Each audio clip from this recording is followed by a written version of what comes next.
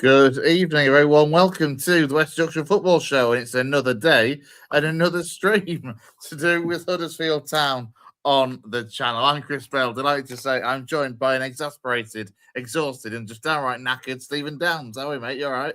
I'm doing well, mate. I'm all podcasted out. No more. I mean, we've got me and Gaz have got one on Thursday, so people will be sick of the sight of me come Thursday for sure, and my voice. If there weren't already, that is. Well, that's true. That is true. Right, we're here because Liam Manning, as we speculated strongly last night, would be in our Monday night show. We talked a lot about the fact that everything was suggesting that he was going to be on his way in. It seemed verbally agreed, but not quite over the line. And then, as of 12:30 this afternoon, the news came out from the club directly that Liam Manning has been appointed. We'll touch on kind of the tactical style and that sort of thing, which we'll come on to in due course. Quick reminder as well, at Town fans, you can get your comments and your messages into us. We've had a few already, which we will come to in a few minutes' time. The first thing I want to touch on, away from kind of Liam Manning and his record and his style so far, a couple of things. Firstly, we've finally heard we finally got some quotes, at least, from Chris Markham, the director of football. And the other thing is this. When I try and put the right thing up and not mess it up. A long-term contract is what he's signed. That's the way it's worded in the article from Town. Now, 20 years.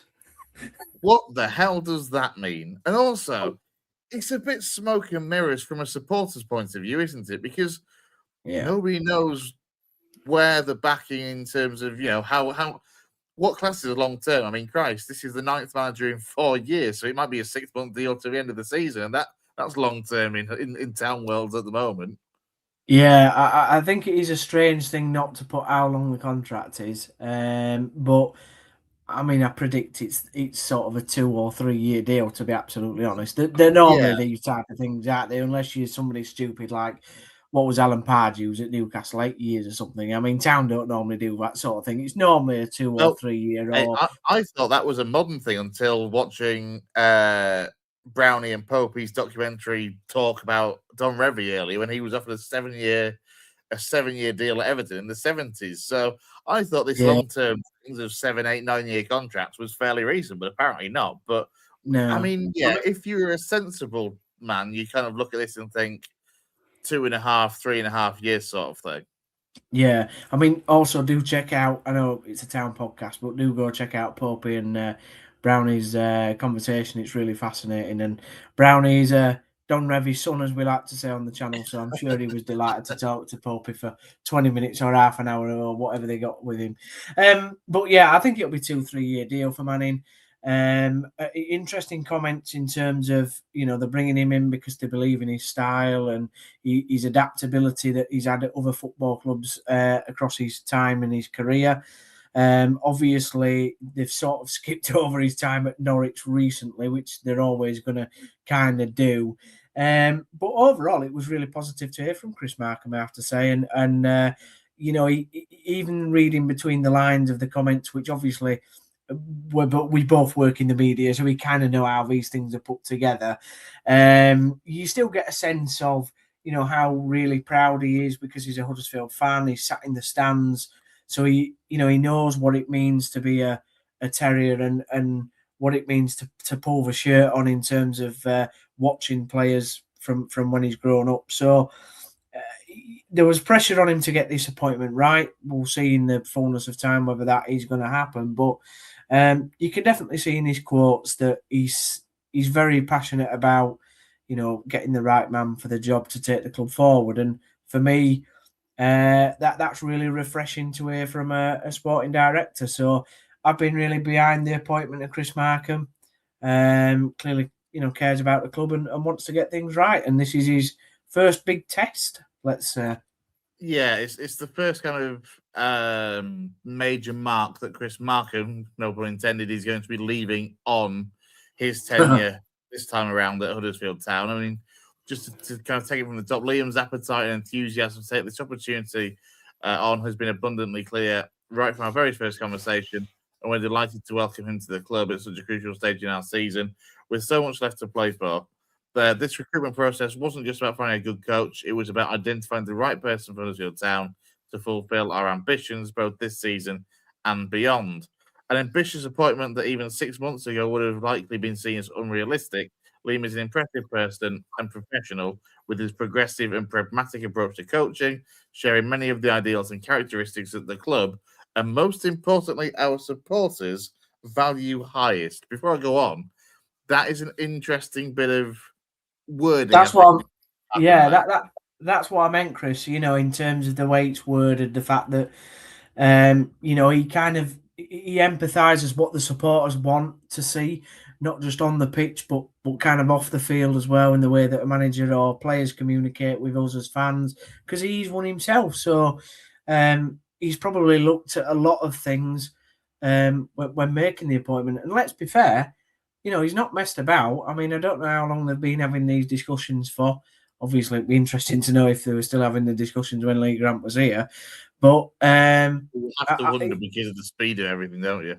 But he has got on with the job. It's not been he knows what he wants. He knows he's spoke to, obviously, managers out there, and he's clearly made a quick decision. So for me, fair play, he's got on with the job. Yeah, absolutely. Just to finish this from Chris Markham, an important decision in both the short and the long term. This appointment at the head of our men's first team allows us the opportunity to realign our football strategy across the entire club, with the same principles and beliefs here to be present throughout both our women's first team and academy, reinforcing what it means to be Huddersfield Town. I mean, it'll be interesting because I know Glenn Preston, who's involved with the women's team fairly well from his coaching and scouting days at Guiseley a few years ago. So it'll be quite intrigued to see what he kind of makes it about it. But yeah, it is going to be interesting to see what happens in terms of going forward, well, across the club on the whole, in that sense, about, reinforcing what it means to be Huddersfield Town, and whether Liam Manning is a man that can bring whatever it means to be Huddersfield Town to the fore. Yeah. I've obviously done a bit of a deep dive into looking at it, because I thought it was going to be Liam Manning, and I think I did say that very early on, to be honest. But it's been interesting to go back and look at what other supporters have said. As we said, I mean, what day are we on? Yesterday or whenever we did a show, Chris. We kind of said how he'd left other clubs, which left those supporters in a bit of a bad taste, whether it's MK Dons, then going to Oxford, then jumping ship to Bristol City, or then jumping ship to Norwich. I think a theme throughout is that he's clearly jumped ship, and that's left a bit of a nasty taste. But there's a lot of different opinions out there about his style and the way that he likes to play. It's very similar to Lee Grant. I mean, that might not please Town fans, but the only thing I'd say that's quite different is that he's obviously, a bit more experienced than Lee. Kind of has been there, at least stood on a touchline, had over 200 games, as you saw in the graphic before. This graphic here tries to, just explain a little bit about his sort of style and system. So, he plays in those formations regularly, but can adapt and, moves the ball, builds up from the back. So he is a passing manager. He likes to build it through the thirds, and has a steady approach, but it's quite methodical at the same time. So I think the thing is, it's not going to be exciting football to watch. Let's not think that we're going to get a different style of change here.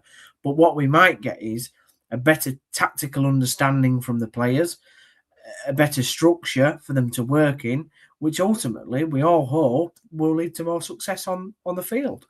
It's interesting as well, just from a purely trivial side, really, just that Manning is only 40 years of age, meaning that you've somehow replaced an inexperienced man with technically a younger man, but as we've said before, someone that has a lot more experience in the bank at coaching levels. Let's go through one or two of the comments so far. Michael versus good evening. Hope you're okay. We are well, mate. I hope you're well as well, Michael. Thanks for your comments. Let's go for this one from Tim in Suffolk. He says he watched a similar show to ours by Norwich fans today, and it sounded like Grant version 2, turgid football, etc. We need to support him, but why appoint someone with his track record at Norwich? Now, I guess the bottom line is there for me as a neutral. I appreciate in this is that just because somebody has a poor record at one place doesn't Yeah. mean they're going to be poor somewhere else, unless you Wayne Rooney. You know, and you see that with players as well. Let's be honest, it's one of the mysteries of football is how many players do you see that come to your club, you don't rate them, you think, well, we'll get rid of them, and then they go on to their next club or a club after that, and be tremendous. And I guess the same applies to coaching as well, because nobody can be a success everywhere consistently. Every manager has their ups and downs, and obviously for Liam Manning, it was his boyhood club Norwich that was the biggest down of the lot. But this is, for him, I guess, a big opportunity to try and rebuild that reputation. Yeah, 100%. I think that's what I said yesterday. It's a huge chance for him to prove that he can manage a decent sized football club. I'm not saying that we're any size sort of to Norwich, but somebody else in the comments has put what he did at Norwich is criminal. I think what you have to understand is that sometimes it's not just on the manager as well. It's what's happening behind the scenes. So obviously at Norwich, they've gone through a difficult period, in terms of ownership, and there's been a lot of change there at board and sporting director level, like there has at Town, and that's why we've ended up in League One and where we are at this moment. But the other thing that I'd say is, even though Liam Manning might play a similar style of football to Lee Grant, the players might take it on board more because it's the way that style of football is going to be delivered in training sessions, the way that it's explained. Maybe Liam Manning's got a better way of explaining what he wants from the players, maybe a more exciting, enjoyable way of presenting that the players then might enjoy. Let's be honest. If Lee Grant's interviews were anything to go by, I bet it was death by bloody PowerPoint for the players at times. Expression, as highly rated a coach as Lee Grant was, the way he came across in interviews was just so textbook, so everything in his head from the coaching manuals that he learned on his FA coaching courses, and he struggled to have that kind of personality and charisma, I think, which fans adhere to, and I think that's going to be a big thing for Liam Manning, not just with the players on the training ground, but also with the fans as well. Is can he warm? Can he make it so that the Town fans, even the skeptics, can warm to him? Yeah, and that's a massive part of it. It always is when Town appoint a new manager. So for me, it's an opportunity for him to reinvent himself. Or to change opinion out there of him. I've listened to a couple of interviews now when he was at Norwich, and he doesn't sound as textbooky. He still comes out with the old cliche, unfortunately, but I think all football managers do now. Will he be talking about the group? Well, if I was the Town communication team, I would ban the word group. I would just say, I'd sit him down and I'd say, look, the three terms we don't want to be used in interviews is the group, and scaffolding. We don't need any mentions of scaffolding either, because that sends... Where did scaffolding come from? I haven't seen this as a neutral. Mr. Fotheringham, he always went on about his dad being a scaffolder. So we don't need shivers of terror from memories of Mr. Fotheringham being in charge, or Fozzie, as he's now interestingly known by Town fans. And doing very well in the Celtic coaching staff now. So let's come back to Mr. Manning. Under what is a very, very, very good manager. Yeah, I mean, me and you could assistant manage under Martin O'Neill. That's how highly I rate that guy. But anyway, back to Town and the lonely League One position that we find ourselves in. Look, he's got a massive test coming up this weekend. And I tell you what, if we go into that Bradford game and play really well and win that, he couldn't ask for a better fixture to get himself off the canvas, to be absolutely honest. I guess the let's just to play devil's advocate for a moment. I guess though, because of the fact that he's going to have what on Tuesday, he was obviously on the training ground today, as you can tell by the pictures that were in the announcement pieces. He's got a couple of days now, 2-3 days before the game on Saturday lunchtime. Yeah.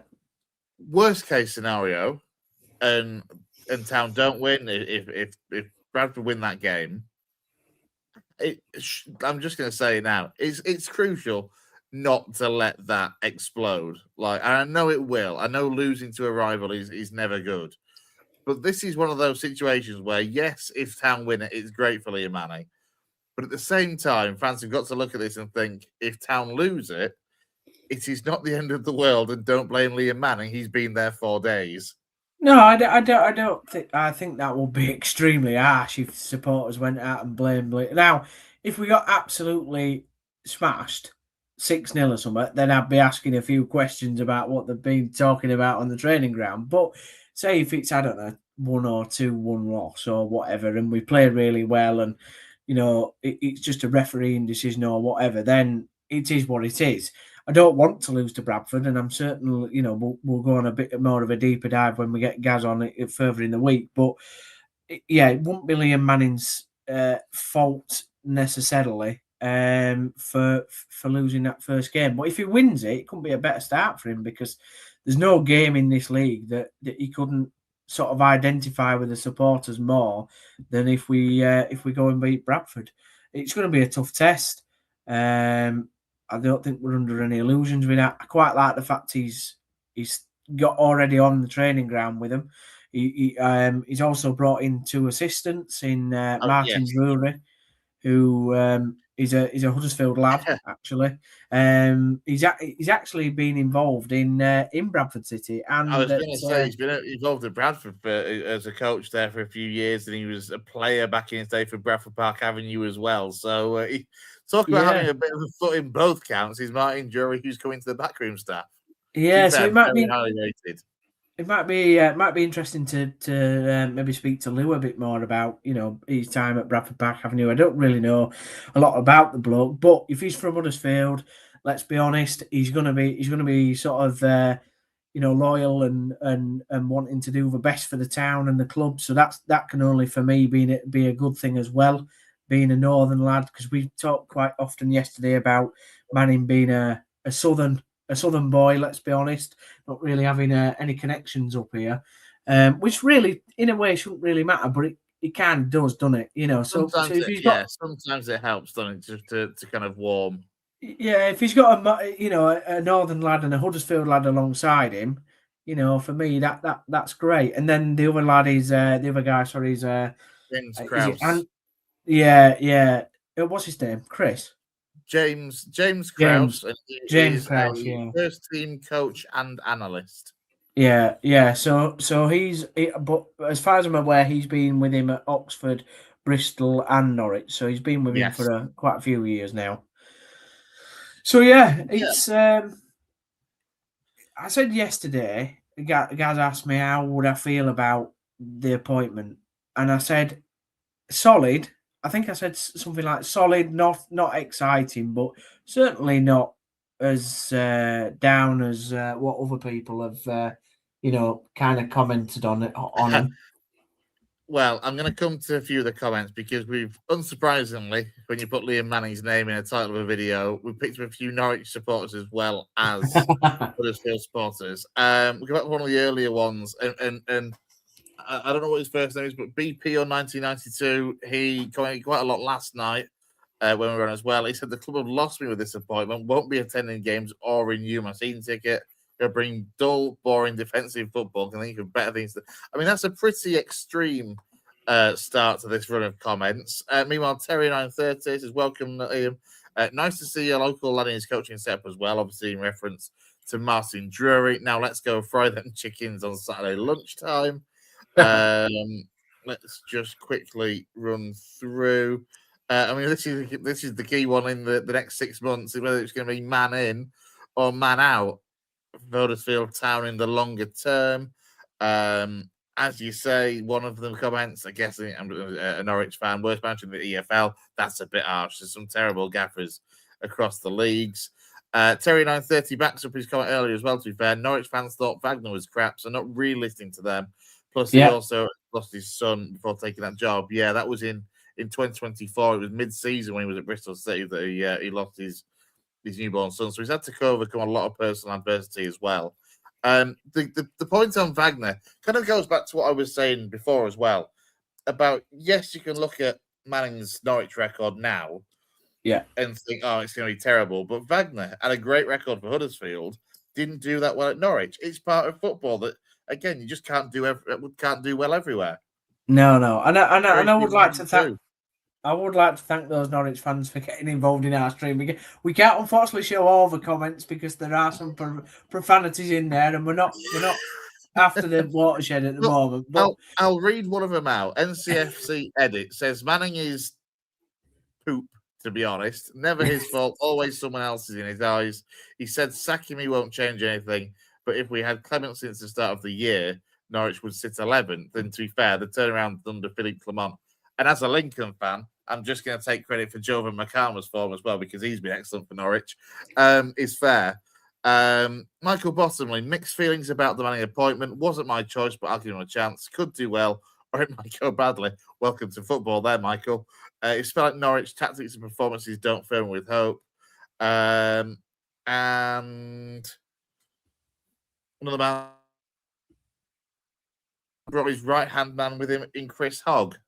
So time will tell. I mean, it's one of those. There's only 2 members of the backroom staff confirmed so far.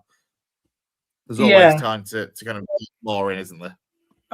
You might announce him tomorrow or whenever they do the press conference. I say tomorrow. I genuinely don't know. We're hoping maybe to attend if we can in some stage. One more as well. Sorry, Jet One Flyover says having a similar style will not be a bad thing if he is better at it than Grant and can actually make it work. And that was the point you alluded to earlier, Steve. Yeah. So like I said, it might be. We all know how Lee Grant spoke. He did that in interviews, like you've said previously, Chris. I think if Liam Manning can get over his footballing philosophy and his style in a way that the players enjoy, the way that the players want to play, and then actually gets results with it. Yeah, but I think the first thing is trying to enjoy it. If you're enjoying something and you can see light at the end of the tunnel and it starts to work, then the results follow that. And that's the other thing that I'd say. Look, let's give the fella a chance. I mean, I know there has been some comments there saying, I chucking the season tickets in the colder and the rest of it, but let's give the fella a chance. We did that with Lee Grant, and I think over time it sort of like we were able to see that it wasn't going to work. This is a very kind of appointment where I think Lee Grant was such a out there appointment that I did say at the time it was a massive gamble. This is less of a gamble, but the problem with this, if there is going to be a problem with this appointment, is if it doesn't work, what do you do then? Because the challenge is do you keep with the same philosophy, which obviously then isn't working, or do you have to change? And obviously we don't want to think about Liam Manning not succeeding. But I do think that there it does need to work, this appointment. It does really need to work. Well, on that, as a fan, obviously he's coming in 20th of January. There was very clear aims and ambitions outlined, possibly not as much in the Liam Manning appointment statement, but certainly in the Lee Grant departure statement that suggested the club has still got ambitions, or those at the top of the club have still got ambitions to make the top 2 or gain promotion via the playoffs. I guess from a fan's perspective, from your perspective, worst case scenario in the short term, and you come to the end of the season and you finish 7th, just outside the playoff places. I mean, where do you? I mean, I appreciate I'm trying to ask you to predict the future, but where do you think things would lie then? Because without a doubt, if Town miss the playoffs, there'll be people that want rid. But then we've got this cycle again of you can't keep sacking managers. At some point, you've got to be able to give someone time. Yeah, I mean, if we missed the playoffs, that would be pretty bad. I'm not gonna lie, but it won't. It's End not a of the day, given. Let's be honest. Like, it's a bloody tight race, and there's still it 7 is. sides that are looking at that last spot. The only thing that I would say is, look, you've got to give somebody a transfer window. Like you Yeah, can't not. I mean, I know it happens, doesn't he's it? And got we've he's got seen, he's got we've what, seen 12 some games real. and one or so, Yeah. I mean, yeah, but and that's too soon. it is too. Yeah, I mean, you've got to at least give him the summer. So, because he'll have his own ideas and his players that he wants to get in. Let's be honest, he's working with Lee Grant's squad at the moment. Terry We go 930 and is get. he's trying to start a war, is what Terry 930 is trying to do. I agree, Terry 930. I agree. No, honestly, let's give me Liam Manning a chance. It'll be interesting. I'm really interested to hear him speak, to see what he has to say.